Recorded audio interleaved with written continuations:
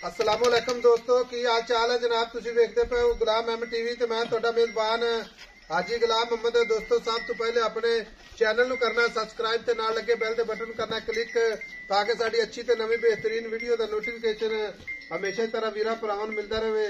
सब तो पहले अज अल्लाह दे फजलो करम नाल एक पहलन झोटी सूई सोई जनाब नीली दा तोहफा वीरा वास्ते लैके हाजिर आया। उम्मीद करांगा जिन्ने मेरे वीर भरा ने सारे अल्लाह दे फजलो करम नाल खैर खरीदत ना होणगे। झोटी माशाअल्लाह कद चंगा लाम चंगी माशाअल्लाह एक कड्डी खुड्डा पुट्ठा टाक कैमरे मेरे दी नजर है।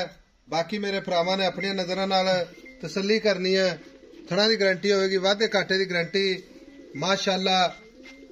थब्बे दा लिबास सोहना थण चौं थणा दी माशाअल्लाह विरल पूरी गिट गिट ते कमाल दी झोटी अल्लाह दे फजल नाल आ जनाब। पुराने दाग लगे ने झोटी नू मेरा कैमरामैन इंशाअल्लाह विखावेगा ते बाकी सारी गल्लां जनाब तो सांझियां लवांगे।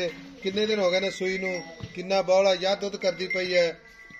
भाई अकरम अस्सलाम वालेकुम। वालेकुम सलाम भाई साहब। भाई अकरम झोटी अपनी सब तो पहले भरावां नू ये दसना अपने वीरां नू हां जी ये पहला सुआ सूई है। पहले सुबह भाई साहब किन्ने दिन हो गए ने सूई नू? भाई साहब सूई नू 6वां दिन 6वां दिन मगरा कट्टी कट्टा कट्टा है साहब मगरा ए कट्टा माशाअल्लाह। लो जी ए कट्टा भाई अकरम थणा दी साफ भाई साहब है कोई वादा घाटा नहीं कोई छट्टा फुहारा नहीं छट्टा फुआरा वादा घाटा भाई साहब गंढ अपनी मरोड़ी पूरी गारंटी है जी छट्टे फुहारे दी वादे घाटे झोटी दी गारंटी अपनी होनी है पुछो तू लैके नास तक। हां जी किसी किस्म दा रिचायब होवे अपनी जिम्मेदारी ठीक है।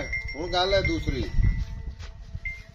झोटी पूरी नीली दरिया दी असल नीली दी है प्योर नीली क्यों नीली दी भाई साहब छोटी फिर बरीक माशाअल्लाह कच दिया वंगा भाई साहब वेला छोटी कद बड़ा है लंबी बहुत है भाई कद नाल खलो पर जिसे बहुत छोटी है 5.5 फुट ऊंची छोटी है तो खाया जे कैमरामैन साहब 9 फुट लंबी है भाई साहब। भाई अकरम झोटी चंगी है खूबसूरत है बत्तर चंगी झोटी दी तुन्नी कोली कोई नहीं खुर कसे थान सोना चुआ चंगा भाई साहब छोटी नस्ल बहुत है नस्ल बहुत है। और गल इस तरह की आपा बेचनी ठीक है।